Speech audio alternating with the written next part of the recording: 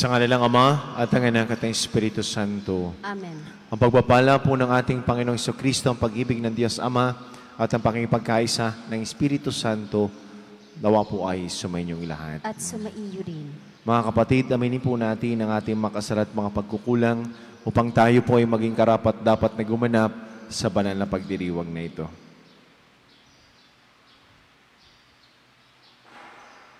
Inaamin ko sa makapangyarihan Diyos At sa inyo, mga kapatid, na lubha ako nagkasala sa isip, sa salita at sa gawa, at sa aking pagkukulang.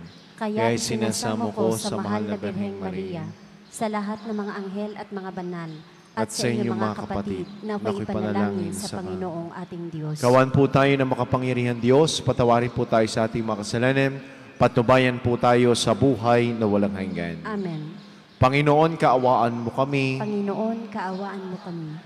Kristo, kaawaan mo kami. Kristo, kaawaan mo kami. Panginoon, kaawaan mo kami. Panginoon, kaawaan mo kami. Manalangin po tayo. Ama naming makapangyarihan, ginawa mong maging iyong katuwang ang sambayanan mo sa pagganap sa kaligtasan. Ipagalo mo lagi naming ikagalak ang muling pagkabuhay ng giling mong anak na namamagitan kasama ng Espiritu Santo magpasawalang hanggan. Amen.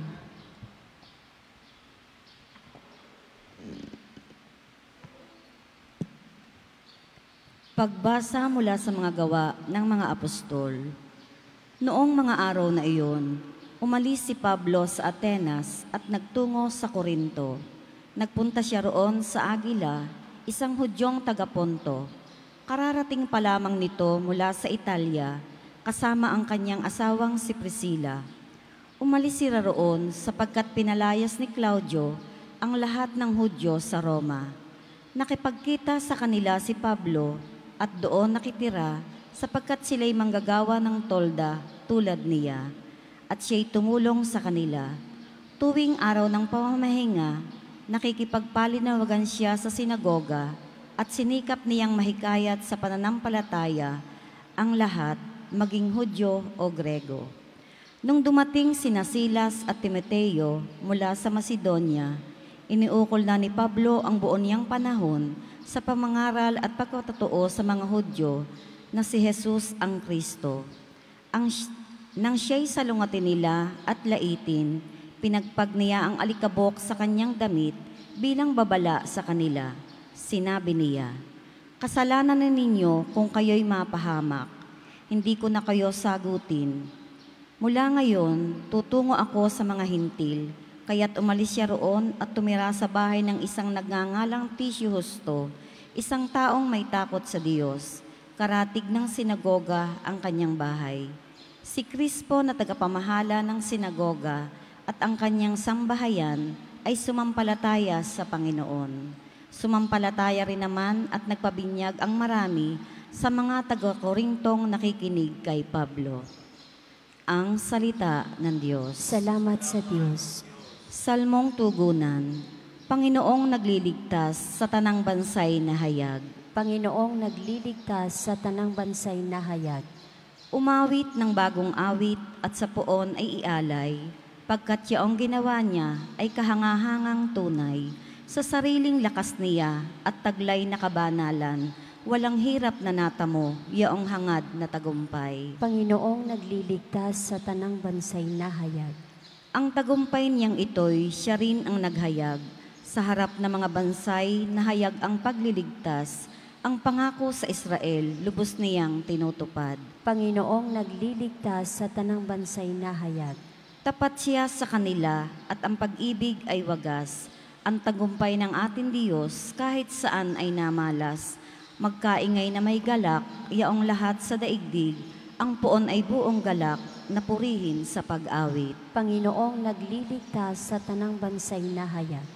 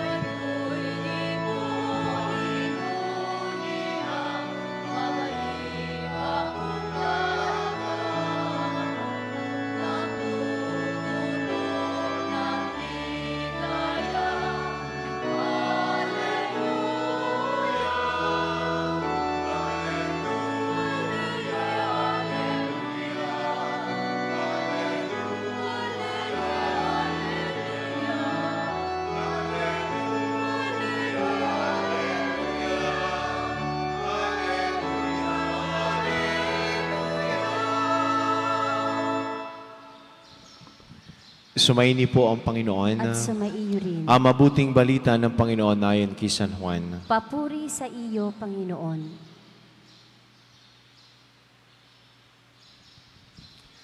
Noong panahon ngayon, sinabi ni Jesus sa kanyang mga alagad, kaunting panahon na lamang at hindi na ninyo ako makikita. At pagkaraan ng kaunting panahon pa, ako ay inyong makikita uli.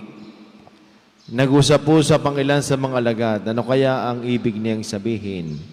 Bakit niya sinabing kaunting panahon na lamang at hindi na natin siya makikita at pagkaraan ng kaunti pang panahon ay makikita uli? Sabi pa niya, sapagkat ako'y paroroon sa Ama. Ano kaya ang ibig sabihin ng kaunting panahon na lamang? Hindi natin maunawaan. Naramdaman ni Jesus na ibig nilang magtanong. Kaya sinabi niya, nagtatanungan kayo tungkol sa sinabi kong kaunting panahon na lamang at hindi na ninyo ako makikita. At pagkaraan ng kaunting panahon, ako'y inyong makikita uli. Sinasabi ko sa inyo, tatangis kayo at magdadalamhati, ngunit magagalak ang sanlibutan. Matitigib kayo ng kalungkutan, subalit ito ay magiging kagalakan. Mga kapatid, ang mabuting balita ng ating kaligtasan. Pinupuri ka namin, Panginoong Hesukristo. Magandang umaga po sa inyong lahat. Sa mga may birthday po ngayong araw na ito, happy birthday sa inyo. Sa may wedding anniversary, congratulations po sa inyo. Sa ating pong unang pagbasa, mag-asawang Priscilla at Aquila, sila po ay pinalayas ni Haring Claudio mula ho Roma. At sila ho'y walang matuluyan, kaya't itong si San Pablo na isa hong manggagawa ng tolda, katulad ni Priscilla at Aquila, ay kanya hong kinupkop. Maganda hong pagnilayan natin yung trabaho ho ng dalawang ari mag-asawa at San Pablo, manggagawa ho ng tolda o kaya ho ay tent. Bakit binigyan diin pa ho ito dito sa ating unang pagbasa? Una ho, nung panahon ho ni Jesus, ang mga propesyon ay hindi ho sila tumatanggap ng bayad. Bakit? Sapagkat sila ho ay subsidized galing ho sa gobyerno nila. Halimbawa ho ng teaching, preaching, ay ikaw ho ay hindi dapat maningil sa iyong tinuturuan. Kaya rin si San Pablo, dahil siya ay tent maker, ay ang ginagawa ho niya, pantustos para sa kaniyang misyon, ay yun hong kanyang sweldo o pinagtrabahuhan doon ho sa paggagawa ng tolda ng tent. Una hong pagninilay, hindi ho natin pwedeng pagkakitaan ang salita ng Diyos. Hindi ho natin pwedeng gamitin ang relihiyon para ho magkaroon ng pera. Sa halip, ito si San Pablo ay napakaganda ng kanyang ginawa.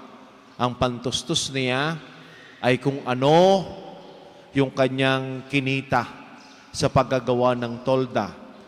Kaya ang ating Panginoong Yesus, kaya nagtagumpay din ang kanyang misyon, ay dahil din sa mga tao na tumutulong din sa kanya financially.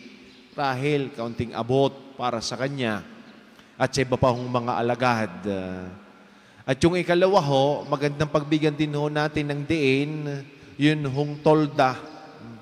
Sapagkat ito hong si Priscilla at Aquila, sila'y pinalayas, sila'y parang mga bakwit, ibakwis. Kaya naman, ito'y pagpapaalala din sa atin na yun hong mga nakatira sa tent, sila ho'y mga, hindi sila permanente doong titira. Sila ho'y palipat-lipat. Kaya sa galawang pagninilay, maganda tingnan din ho natin ng atin din hong mga bahay, yan din ho'y parang tent. Hindi din naman ho yan permanent, sapagkat yan din naman ho ay ating iiwanan. Nothing is permanent here on earth. Lilipat din tayo, lilipas din ho tayo. Ang posisyon na pinangahawakan ninyo ngayon, na gusto-gusto ninyo laging hawakan, ang power, yan yung parang tent din.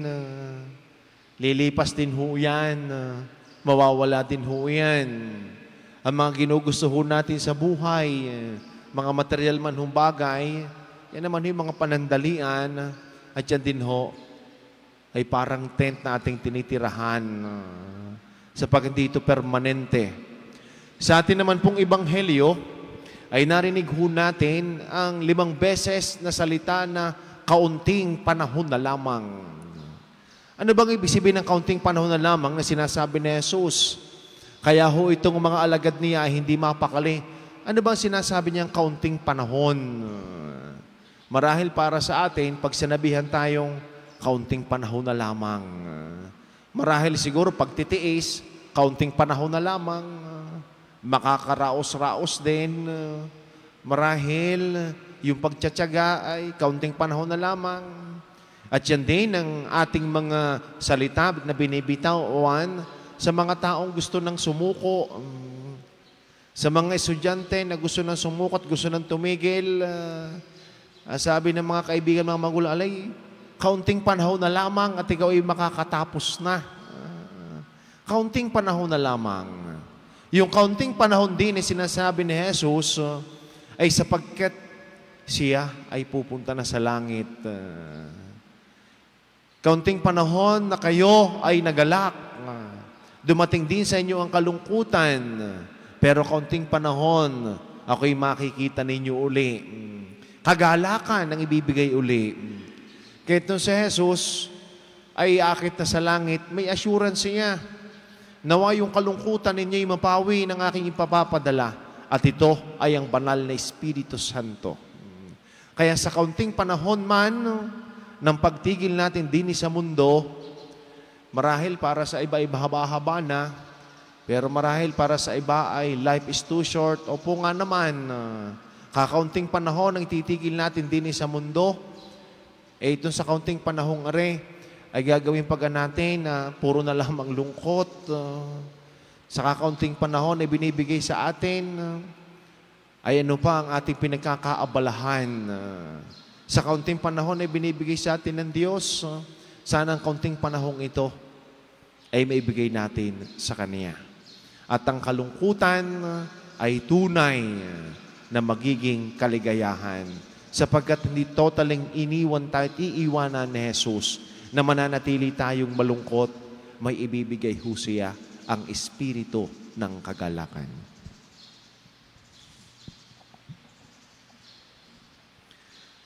Inihahandog sa atin ng Diyos ang kanyang lakas sa mga panahon ng pangangailangan.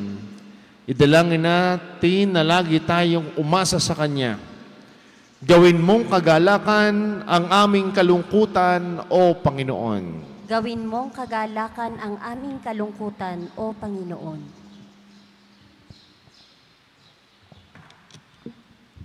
Ang simbahan naway buong tapang na magpatotoo at walang takot na magpahayag ng mensahe ni Kristo sa mundo.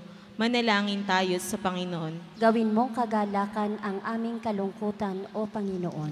Ang mga nabubuhay sa pangungulila at dalamhati, naway makaranas ng nakapagiginhawang presensya ng pag-ibig ng Diyos. Manalangin tayo sa Panginoon. Gawin mong kagalakan ang aming kalungkutan, O Panginoon. Ang mga nalulungkot o namimighati, naway makaunawa sa tunay na kahalagahan ng kanilang buhay. Manalangin tayo sa Panginoon. Gawin mong kagalakan ang aming kalungkutan, O Panginoon. Sa kanilang kahinaan, naway matuklasan ng mga may sakit at may kapansanan ang lakas ni Kristong muling nabuhay. Manalangin tayo sa Panginoon. Gawin mong kagalakan ang aming kalungkutan, O Panginoon. Ang mga yumao ng tapat sa Panginoon, naway makatagpo ang manunubos na nagpakasakit para sa kanila. Manalangin tayo sa Panginoon. Gawin mong kagalakan ang aming kalungkutan, O Panginoon. Ama naming puspos ng kabutihan at pag-ibig, Tunghayan mo ng may habag ang iyong bayan dahil sa kanilang mga pagkukulang. Tulungan mo sila sa mga hinaharap nilang pagsubok at hayaan mong lukuban sila ng iyong pag-ibig.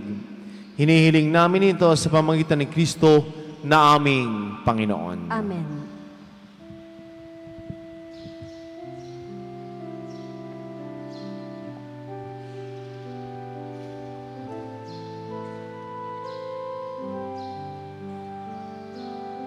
Kapurpuri ka, Diyos sa malumig sa liputan. Sa iyong kagandahan loob natin may alay. Mula sa lupa't punata at tinapay na ito para maging pagkain nagbibigay buhay. Kapuri-puri ang poong may kapal, ngayon at kailanman.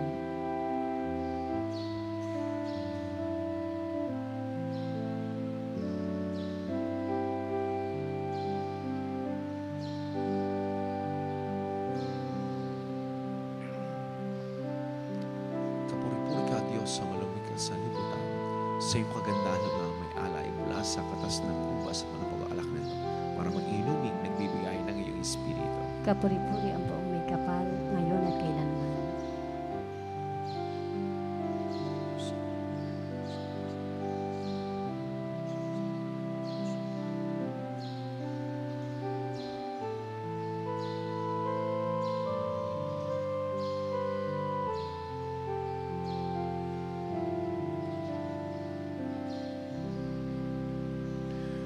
Manalangin kayo mga kapatid upang ating paghahain ay kalugdan ng Diyos amang makapangyarihan. Tanggapin nawa ng Panginoon itong paghahain sa iyong mga kamay, sa kapurihan at karangalan, sa ating kapakinabangan at sa buong sambayanan niyang banal. Ama naming lumikha, pakyatin mo po sa iyong piling sa kalangitan ng aming mga panalangin kalakip ng haing mga alay, upang ang mga pagindapat mong gawing dalisay ay maging marapat na makasalo sa piging ng iyong pagmamahal sa pamamagitan ni Jesucristo kasama ng Espiritu Santo magpasawalang hanggan. Amen. Sumayin niyo po ang Panginoon. At sumaiyo rin. Itaas po sa Diyos ang inyong mga puso at diwa. Itinaas na namin sa Pasalamatan po natin ang ating Panginoon Diyos. marapat na siya ay pasalamat. Ama naming makapangyarihan, tuninga pong marapat na ikaw ay aming pasalamatan ngayong pinagdiriwang ang paghahain ng Mesiyas, ang maamong tupa na tumubos sa aming lahat. Siya ay talagang maaasahan at ang katapatan niya sa pananagutan ay siyang bumago sa dating pamumuhay, sa sangkatauhang namihasa sa pagkasalawahan. Ang dangal ng tao ay ganap na itinampok upang mamana namin sa pakikipagkapatid kay Jesus. Kaya, kaysa ng mga anghel na nagsisiawit ng papuri sa walang humpay sa kalangitan, kami po'y nagbubunyi sa iyong kadakilaan. Santo, Santo, Santo Panginoong Diyos ng mga hukbo, napupuno ang langit at lupa ng kadakilaan mo. O sana sa kaitaasan. Pinagpalang na parito sa ngalan ng Panginoon, o sana sa kaitaasan.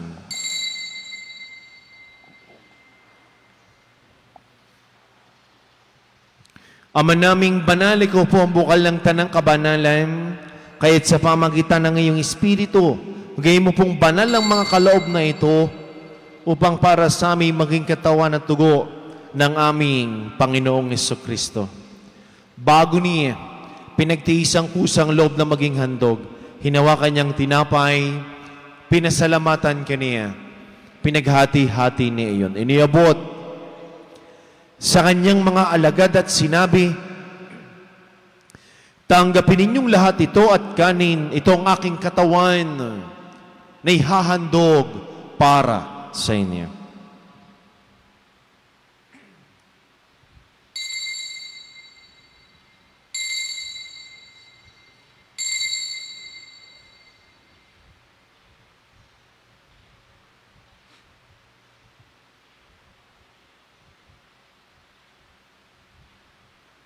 Gayon din naman, nung matapos ang hapunan, hinawakan niya ang kalis, muli kanyang pinasalamatan.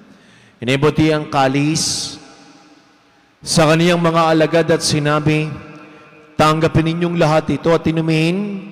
Ito ang kalis ng aking dugo ng bago't walang hanggang tipan. Ang aking dugo na ibubus para sa inyo at para sa lahat.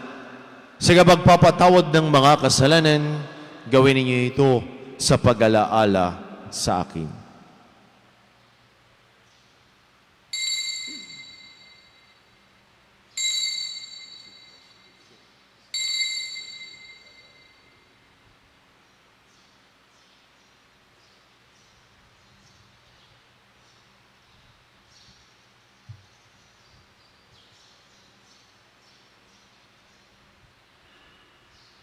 Ang misteryo ng ating pananampalataya. Si Kristo'y namatay, si Kristo'y nabuhay, si Kristo'y babalik sa wakas ng panahon. Ama, ginagawa po namin ngayon ang pag-alaala sa pagkamatay at muling pagkabuhay ng iyong anak. Kaya tinialay po namin sa iyo ang tinapay na nagbibigay buhay at ang kalis na nagkakaloob ng kaligtasan. Kami po ay nagpapasalamat dahil kami ay ang minarapat at tumayo sa harap mo para maglingkod sa iyo. Sinasamo namin kami magkakasalo-salo sa katawan at tugnig ni Sima buklod sa pagkakaisa sa pamagitan ng Espiritu Santo. Ama, lingapin mo pong isimbahang laganap sa buong daigdig. Puspusin mo kami sa iyong pag-ibig at ni Gilbert naming Arsobispo at ng lahat ng mga kaparian. Alalahanin mo rin po ang mga kapatid naming nahimlay na.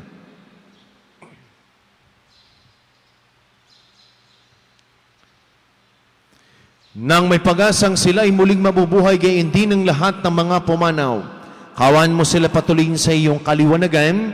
Kaawaan mo po at pagindapatin kaming lahat na makasalo sa iyong buhay na walang wakas. Kaysa ng mahal na Birheng Maria, na ina ng Diyos ni Poong San Jose, ang kalisisang esposo na mahal na Birheng Maria na ating ding patron, kaysa ng lahat ng mga apostol San Jose Marelo, at ng lahat ng mga banal, na namuhay sa daigdig ng kalugod-lugod sa iyo, may pagdiwang nawa po namin ang pagpupuri sa kararangal mo sa pamagitan ng iyong anak na aming Panginoong Hesus Kristo.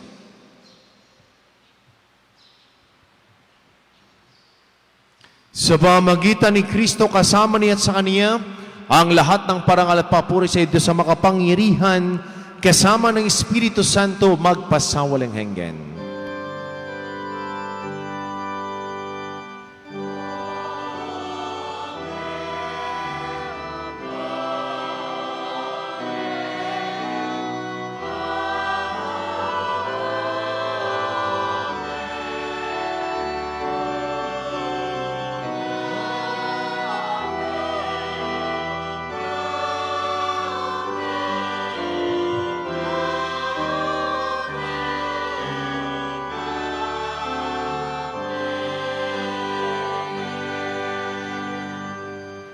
Sama-sama po nating awitin na may kababaan ng loob at lakas ng loob ang panalangin tinuro sa atin ng ating Panginoong Jesucristo.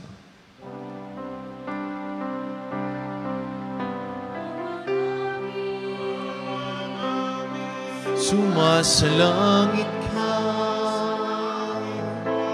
sambahin ang ngalan mo.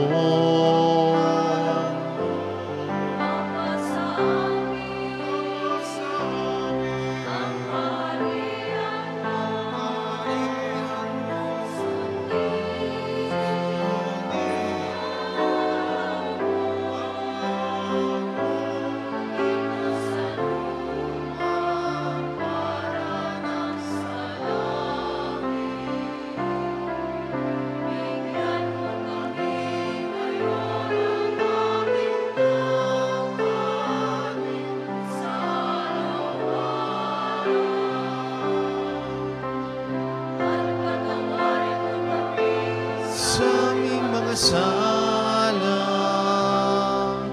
harana, pagpapatawad namin, sa nagkakasala sa amin, kami ipahintulong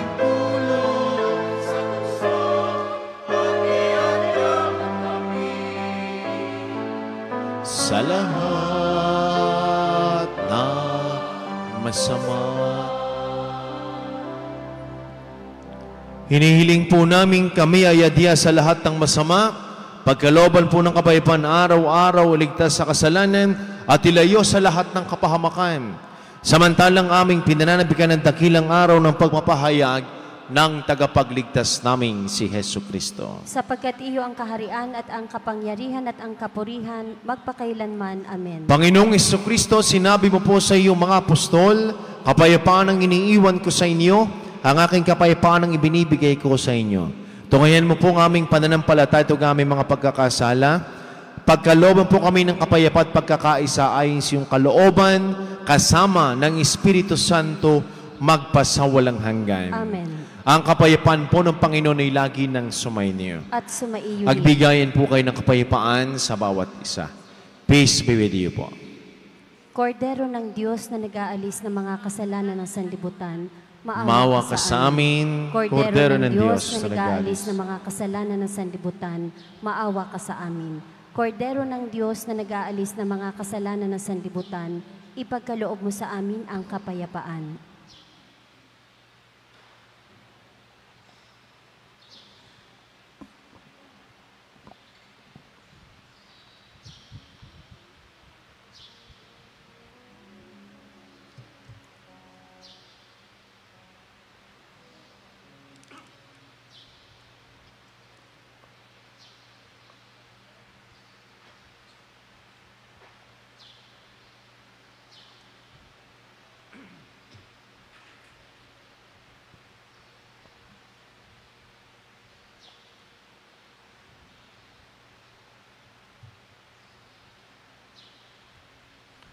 Mga minamahal kong mga kapatid, ito ang kordero ng Diyos, itong Kristong muling nabuhay, siya nag-aalis sa mga kasalanan sa libutan.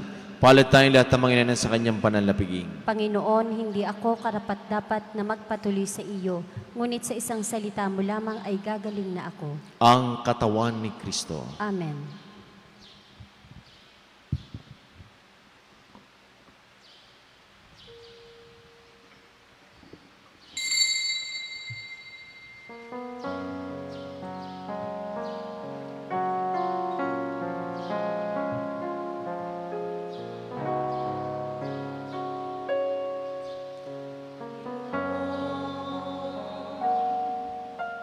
Lahat ng takot sa iyong